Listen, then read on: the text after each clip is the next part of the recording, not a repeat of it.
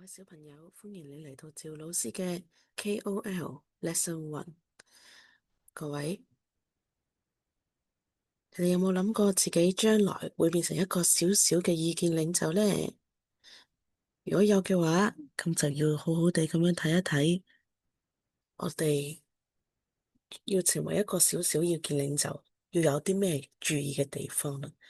原來呢，我哋呢喺科技發達之下呢，每個人都會有一台電腦或者一部手機啦，甚至乎平板或者多部添，係咪呢？你哋屋企會唔會有好多部平板電腦同埋手機啊？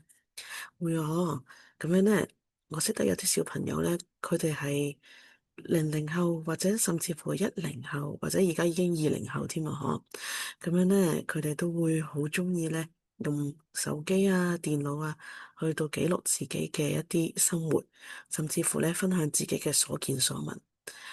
喺我哋年紀少少嘅眼睛裏邊所睇到嘅世界係多姿多彩嘅。呢個可以科技嘅發展，令到我哋可以將呢啲咁精彩嘅瞬間記錄落嚟，並且同人分享係一件好好嘅事。不過喺分享同埋記錄嘅同時，我哋都有一啲事項係要注意嘅喎。就等我哋咧透過呢一系列嘅課程，去到簡介同埋咧了解下點樣為做一個小小嘅 KOL 啦。另外仲要有啲咩要注意喎？係啊，好啦，事不宜遲，大家準備好未呢？準備好嘅話，我哋就開始啦。大家好啊，未來嘅小明星們。小朋友，大家好，歡迎嚟到超級有趣嘅 KOL 小課堂啊！喺正式開始之前，我哋咧有一個小腦袋轉一轉嘅環節喎。老師想問下大家啦，你平時有冇鍾意睇開一啲有趣嘅動畫片㗎？有冇突然特別喜歡嘅玩具測評或者開箱嘅一啲視頻呢？即係短片啦。又或者喺玩遊戲嘅時候，會走去揾別人嘅攻略視頻嚟睇下呢。如果你嘅答案全部係 yes 或者有一項以上嘅，咁咧你已經係認識咗好多嘅 KOL 意見領袖啦。例如咧，趙老師我知一個叫做達哥嘅遊戲嘅玩家嘅，咁佢咧以前咧喺我比較年輕嘅時候咧，一直有直播玩打遊戲嘅片段嘅，咁啊最近佢亦都有重出江湖啦，咁我都好開心，咁佢就係其中一個 KOL 啦。我仲記得咧，有一晚佢打某一個遊戲叫做《Last of Us》嘅時候咧，全香港咧有好多人咧睇佢去打機喎。係啊，咁另外咧，我記得呢一代嘅小朋友咧，有啲小朋友係鍾意一個叫做 iShowSpeed 嘅外國嘅 KOL 嘅。咁佢有一次咧嚟香港嗰度咧就探訪，咁啊。我嗰時都唔係好認識佢嘅，但係咧透過佢呢一次咧，我先知道呢個KOL 咧，佢係好受歡迎嘅，尤其是係新一代嘅小朋友啊。係啊，結果咧佢嚟到嘅時候咧，萬人空巷，有啲人咧專登搭電車喺佢隔籬咧追住佢嚟影相啊，又或者跟佢訪問咧山頂啊，或者係旺角街頭啊等等，咁啊都係一個好犀利嘅現象啦。咁佢就係一個咧好典型嘅 KOL 啦，令到咧好多人咧會去追捧佢嘅。咁咧亦都有啲 KOL 咧係好中意咧剪輯一啲動畫片啦，又或者係一啲而家甚至乎係手遊啦，即係手機遊戲嘅一啲片段啦，去到咧同人分享，甚至乎咧經過二次嘅創作啊，令到佢嘅視頻咧係更加有趣啦，同埋突出嘅。例如有啲人好鍾意剪 Minecraft 啦，或者喜羊羊啦等等，係咪？咁你哋可能都會有睇過喎。好啦，咁我哋咧繼續落去啦。咁今日咧，我哋有個小小嘅探險任務喎，我哋一齊咧解開一啲神秘嘅謎題。任務一，認識新朋友。究竟乜嘢係兒童意見領袖 KOL 啊？我哋咧一齊嚟研究一下，認識一下呢一位特別嘅新朋友啦。任務二，展示我自己。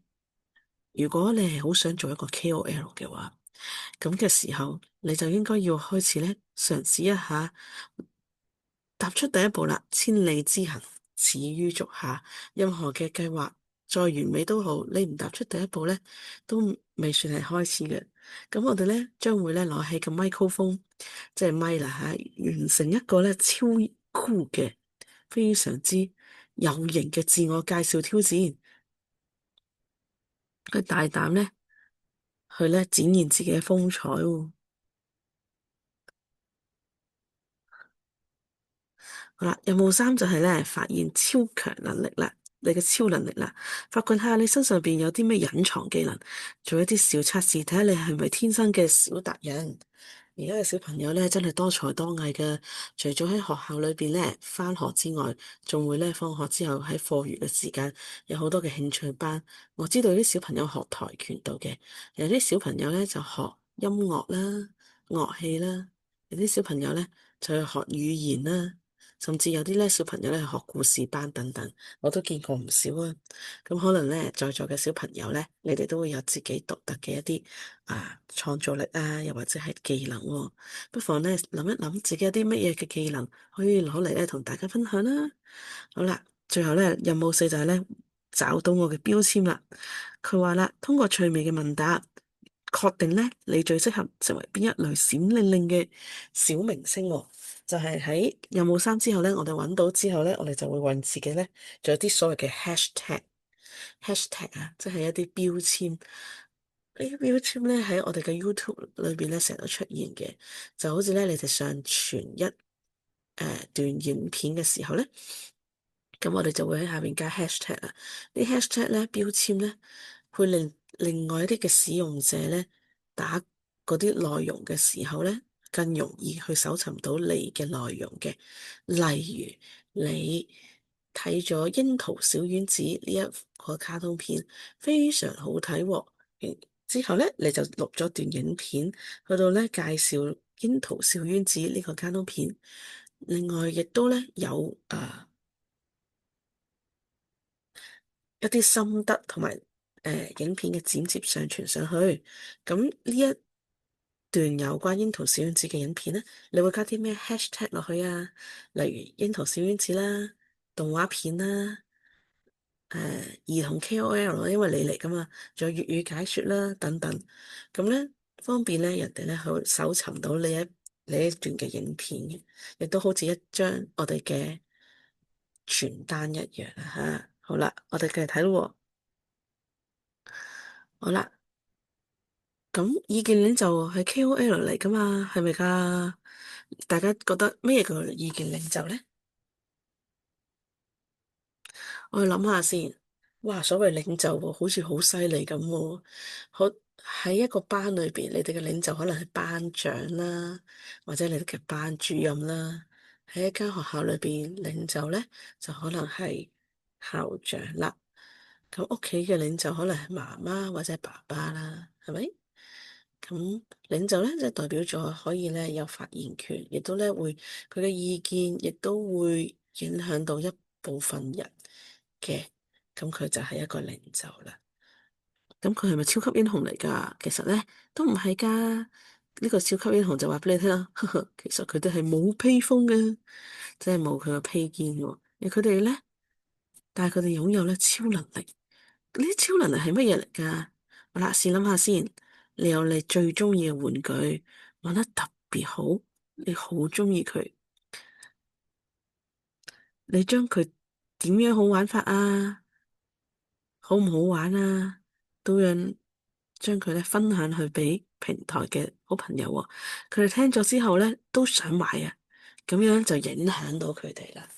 所以咧，你就做咗一個意見領袖啦。好啦，咁喺某一個區域咧，你懂得好多嘅時候咧，大家都好中意聽你嘅推薦，願意去相信你喎，咁咧你就係呢個領域裏邊嘅小小意見領袖啦。例如你有啲同學仔彈琴好叻嘅，咁樣咧，當你有啲同學唔識彈琴走嚟問你嘅時候，你嘅意見就可以咧影響到佢啦。又或者係你好中意去旅行嘅，你去旅行好有心得嘅。咁當你咧去旅行嘅時候，訂啲朋友仔咧同你一組嘅時候咧，佢哋都希望你咧可以帶領佢哋住好啲啦，訂酒店啦，買機票啦，或者係揾景點喎，因為大家都好信任你啊嘛。咁嘅時候，你就係喺旅遊呢一個領域裏邊嘅 KOL 啦。好啦，講咗咁多，我哋咧睇一睇佢嘅真正定義係乜嘢先。哇，官方定義嚟啦，所謂嘅兒童意見領袖，就係喺你特別擅長嘅領域裏邊有自己嘅想法，受到好多人嘅喜歡，並且值得大家信任，可以用你嘅分享去影響到身邊小朋友嘅小小明星啊！佢哋咧分別有以下幾個特質喎。第一個係有想法，佢哋咧唔係淨係模仿自己噶，對於事情咧有自己獨特嘅觀點同埋思考能力嘅，佢唔會人云亦云，好似抄襲人哋咁樣。有啲博主咧就中意搬字過紙做搬運工啦，咁佢哋咧就唔係 KOL 嚟嘅，因為佢哋咧喺佢哋自己嘅視頻裏邊咧係冇咧發揮到自己嘅一啲想法嘅。好啦，另外啦就要有人氣喎，性格可愛有趣，大家都中意關注你，喜歡你嘅分享。係啦，咁啊。可愛有趣咧，其實其中一個特質嚟嘅。有啲 KOL 咧，佢講說話好有分量，佢好有人格魅力。例如佢行出嚟嘅時候，有啲化妝嘅博主中意靚啲啦，係咪？靚嘅嘢可能係人都中意嘅。咁有啲咧就好有權威性，因為咧佢自己可能好有學養啦，或者咧喺嗰個區域裏邊咧，嗰個領域裏邊咧，佢有自己嘅觀點同埋學識。咁咧，亦都可能咧，對於佢嘅短片咧非常負責任，做咗好多內容搜集，咁樣咧，佢嘅形象塑造出嚟咧，亦都有好多人會好中意。咁咧，亦都有部分嘅博主咧，中意幽默嘅，中意一人分析幾個角色啊，或者扮鬼扮馬咧，去令到人哋覺得咧，哇，呢個短片好有趣喎，咁樣。有啲咧就好中意咧。講呢啲段子啦，即係啲笑話啦，而有一啲咧，仲有啲小劇場，咁咧，佢哋個個咧都有佢哋嘅一啲獨特嘅優點，佢嘅形象唔單止係可愛嘅，可能係有學識嘅，可能係幽默嘅，都可以嘅，亦都有等等其他各式各樣嘅形象嘅。第三咧就值得信任啦。咁啦，分享嘅內容咧係真實嘅、可靠嘅，對一個咧做一個對自己言行負責任嘅小達人喎。係啦，嗱，頭先咧都講咗啦，互聯網嘅普及咧，令到我哋每個人咧，其實都有機會喺網上邊咧發表一啲意見啦，或者言行，甚至乎短片等等。不過咧，究竟你係咪下巴輕輕，自己咧覺得哦，講到呢個說話唔使負責任就可以肆意亂講嘢咧？其實咧係唔得噶。雖然我哋係小朋友，咁啊，趙老師係大人啦，不過咧。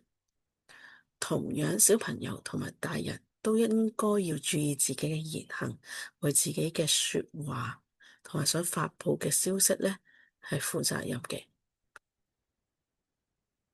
呢樣嘢咧，除咗係對你嘅觀眾負責任咧，甚至乎係保護你自己。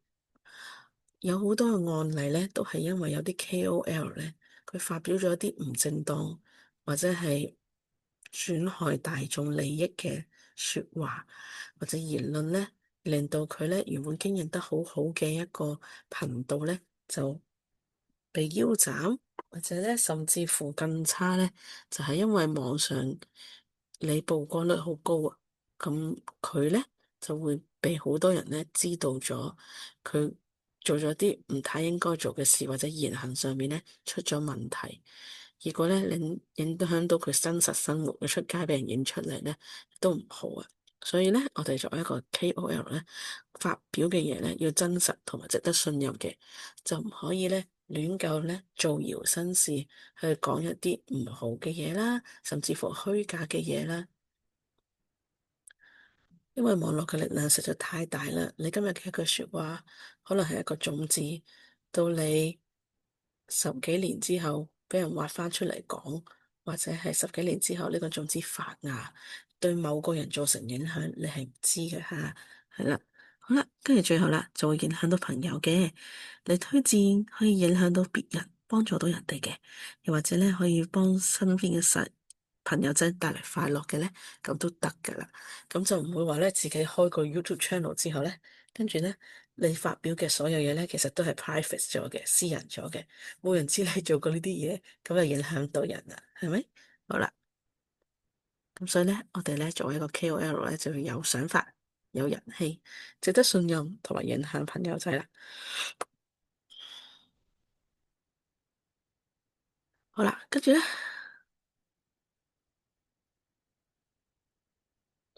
我哋身邊嘅小小領袖喎，佢話啦吓，快可以有乜嘢小做？我哋有啲咩題材可以做呢個小小嘅意見領袖啊？咁咧最常見咧，小朋友嚟講啊吓，係有以下幾點嘅。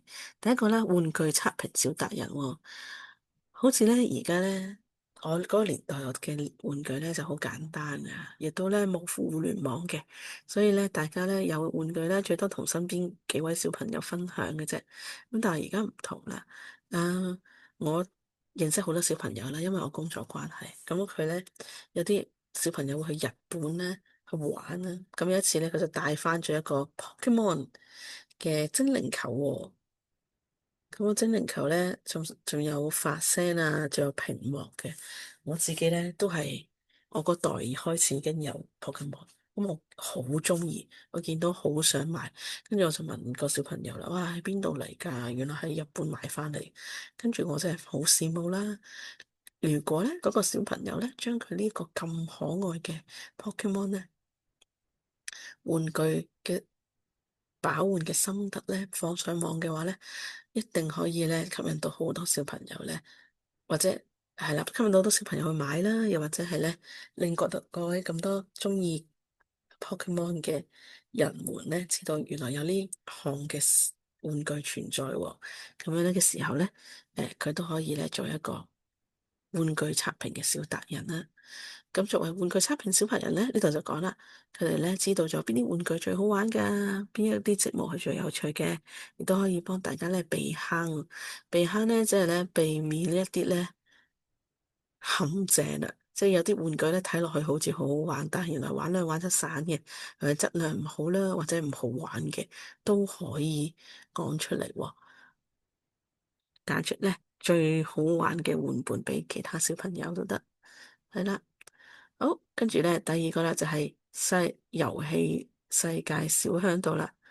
佢哋咧可以告訴你哋咧喺遊戲裏邊嘅隱藏關卡或者必勝技巧喎，係小伙伴們咧通關路上邊最信賴嘅指路人。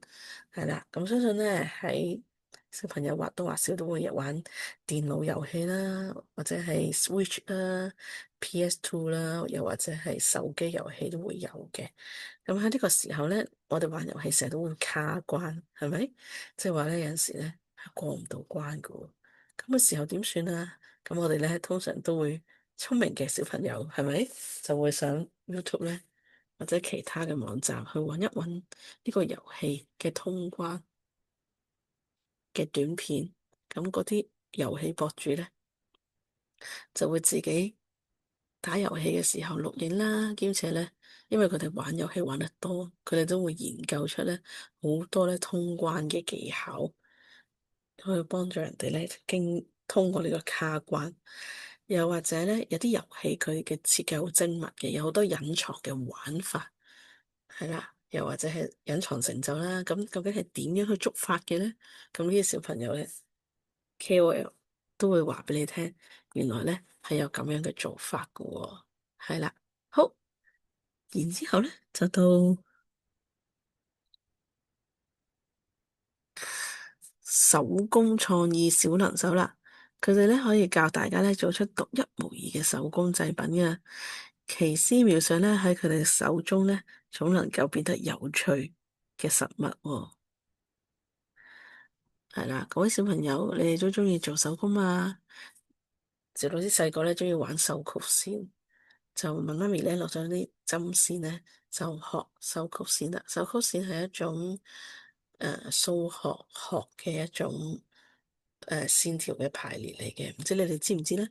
今時今日咧啲小朋友咧，我見佢哋都可能會做下啲手工啊、折紙啊，甚至乎係一啲屋企嘅一啲小擺設啊等等啊，或者用雪條棍整啦、猜泥膠啦都有喎。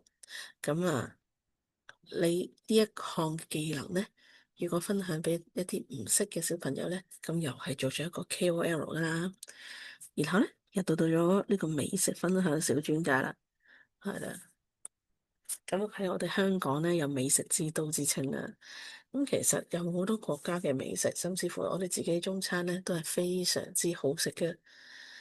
今時今日嘅小朋友咧，佢哋嘅生活條件都唔錯喎，有陣時咧都會跟父母出去食好東西啦，係咪？甚至乎咧會出國旅行，出國旅行嘅時候咧，亦都會食到好多各國嘅名菜。咁呢個時候咧，你哋拍嘅短片咧，就可以介紹一下佢發現到好嘅零食同埋餐廳啦。咁跟住佢哋嘅推薦咧，就唔會咧踩中陷阱啦，亦都可以咧。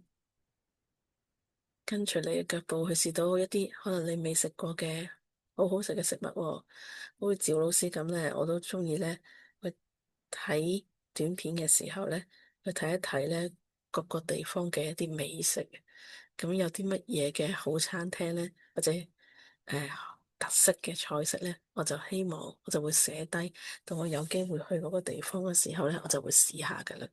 咁咧，我都係好感謝嗰啲美食嘅 KOL 咧，去教識我咧，去揾邊度揾到好嘅嘢食啊！各位小朋友，你哋又會唔會去睇下呢啲短片呢？好啦，咁有啲人就問啦，啊，我都係一個普通嘅人嚟嘅啫，點解要成為一個小小嘅 KOL 啊？好啦，咁其實咧都有好多動機嘅。第一，可以分享快樂，將你最中意嘅嘢分享俾大家，令到快樂加倍。有啲 KOL 咧，佢哋好中意睇佢短片留下嘅 comment 嘅，即係意見。佢覺得咧揾到同路人，哇！見到有啲鼓勵嘅言語咧，佢哋就會好開心啦。好啦，咁第二個咧就係結識朋友喎，可以揾到同你咧有相同愛好嘅小伙伴，一齊快樂咁成長啦。係啦，咁啊，如果你自己一個咧坐喺屋企咧，就好難識到朋友，係咪？咁你行出去啦，行出街道，同人一齊遊玩，又識到朋友啦。咁但係呢啲朋友咧，可能係你同一個地方玩嘅朋友，同你嘅興趣咧，亦可能有啲唔出入喎。透過做 KOL 分享自己嘅專長同埋興趣，咁咧都會容易啲揾到一啲咧同你志同道合嘅朋友嘅。另外啦，就可以展現自我啦。做 KOL 咧，佢哋會拍片咧去表達自己嘅想法，令到咧更多人睇到你嘅閃光點。其實都係噶，今時今日咧，我哋要成名啦，又或者係啊俾人哋見到你啦，其實咧已經係比過去嘅年代咧更加容易啦。以前咧要出名咧，其實好難嘅，而家咧可能咧啊。你嘅一啲想法，你可以透過呢個短片去分享出去，哇，易咗好多啦。有啲小朋友咧，佢可能咧係比較內向，趙老師都係一個好內向嘅人。不過咧，好似而家咁樣咧，錄短片去教大家啦，或者係透過網上去交流咧，我就反而大膽啲咯。咁樣咧，其實就俾咗一個好好嘅平台，去幫呢啲小朋友咧，去到展現自己，唔係一定要非常出名，但係起碼展現自己，令到自己心裏邊所想，或者你有一啲好處，人哋就咁望你個人呢，係未必知道嘅，但係佢哋會經過你嘅短片去認識你。嗱，我哋而家咧事不宜遲咯，你試下咧做下呢個。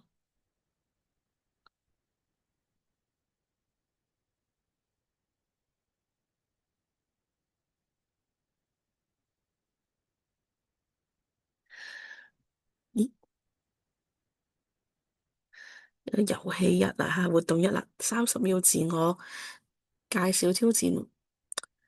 好啦，閃亮登場時刻，而家輪到你哋閃亮登場啦！噔噔噔噔，用30秒最自然、最特色嘅方法去介紹自己，而且咧錄下一個小視頻啦。呢個唔係考試嚟噶，志在咧只係展現下自己嘅趣味小遊戲。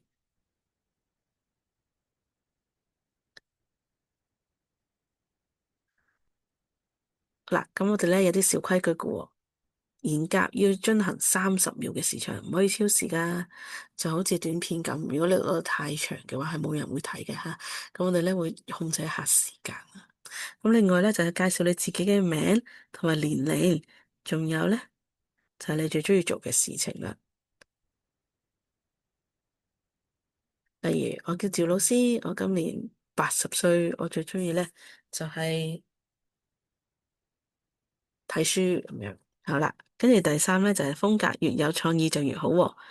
例如咧，你會做啲小鬼臉啊、小才藝表演啊，都可以啊。有啲小朋友咧會喺呢30秒裏邊跳舞啦，有啲小朋友咧可能會唱歌啦，有啲小朋友咧可能會展示佢自己嘅心肝寶貝啦，或者佢嘅貓貓啦，或者教大家煮嘢食啦，都會有可能。或者一路做功課，一路咧同大家傾偈，都可以展現到你嘅冇人知嘅一面嘅吓。其實係唔會話太過一定要好出色，係唔需要嘅。好啦，跟住之後咧。唔使驚喎，大膽咁展現你哋嘅個性，而你哋嘅小小嘅閃光點咧，都係值得俾大家見到噶。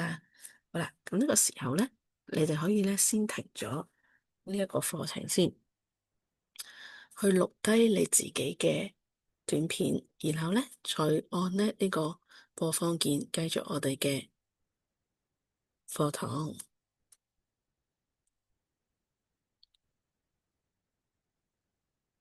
好啦，咁咧，相信大家都做咗呢個30秒嘅自我介紹啦。喺呢個時候咧，就歡迎大家翻嚟啦。我哋咧繼續我哋嘅自我介紹魔法公式咯。哎呀，有啲小朋友咧錄完之後覺得啊，唔知自己點樣講好喎。咁不如試下噶呢個又簡單又好用嘅魔法公式啦。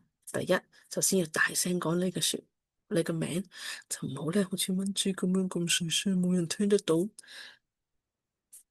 但係亦都唔需要咧爆咪，咁樣係唔需要嘅吓。我哋用咧適當嘅即係普通你講嘢嘅說話，大1-2度嘅聲線咧，咁就最好啦。大家好，我係趙老師啊。好啦，我今年80歲，然後咧介紹下你嘅閃光點咯。咁咧，趙老師咧，例如趙老師好中意哪吒呢一套電影嘅，咁咧我就買咗一啲咧手辦公仔，我好中意儲手辦公仔，跟住咧我就會展示俾你睇啦。呢一個咧就係我嘅哪吒公仔啦，另外咧就係敖丙公仔，咁咧同你展示一下，係咪好有趣咧？咁咧我哋講嘅時候記得要展示笑容，做冇好緊張吓，唔需要緊張，笑下啊。放鬆啲就效果更加好啦，就好似同一個朋友仔講咁。你見趙老師講說話嘅時候，都唔係話咧一句說話講到落尾嘅，有時候要停頓下啦，諗一諗嘅，其實都係可以噶。好啦，咁咧結尾就講啦，呢個就係我啦，希望大家中意我啦。咁樣咧就已經可以完結到30秒嘅自我介紹噶啦。下邊有一個例子喎，呢個小朋友就話啦：大家好，我係樂樂啊，我今年7歲，我超級中意咧砌 LEGO 噶，可以用積木咧砌出各種恐龍噶，希望大家中意我啦。哇！呢個小朋友一聽係咪好得人中意啊？係啊，你哋咧都可以攞出自己喜歡嘅東西噶喎，例如趙老師都有之前有養貓啊，咁我就話啦，大家好，我係趙老師啊，今年80歲啦，我最中意就貓貓噶啦，呢隻就係我隻貓貓啦，係啦，叫貓 BB，係啦，咁啊，係咪好得意咧？希望大家都好中意我啦，就係咁樣啦，係咪一啲難度都冇咧？好，我哋繼續咯。咁啊，開始啦。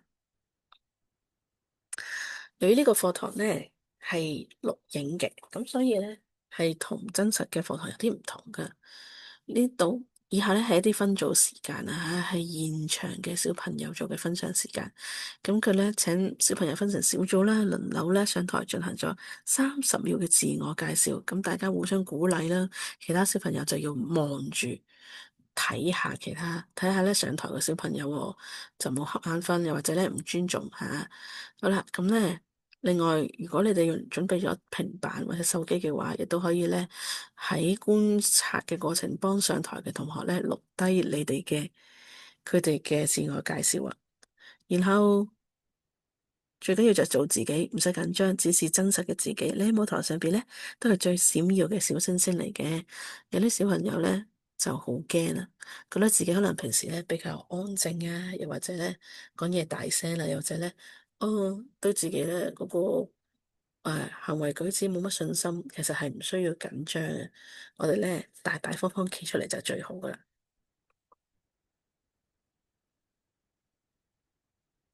好啦，咁之後咧，我哋會用啲時間去到檢視下你做成點樣啦。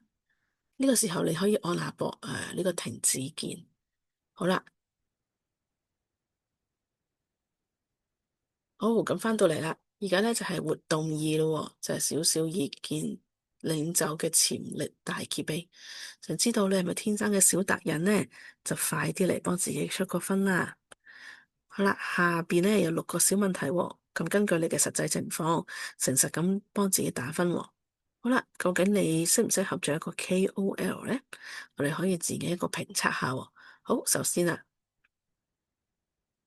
如果咧以下呢一個描述嘅行為同我嘅想法唔一樣，好少咁做，你就俾自己1分。如果咧嗰個係我啊，就俾自己5分。好，咁加落嚟，記住咧加翻埋所有嘅問題嘅答案嘅分數，咁最後咧你就會知道自己適唔適合做 KOL 噶啦。準備好未啊？準備好就可以開始啦。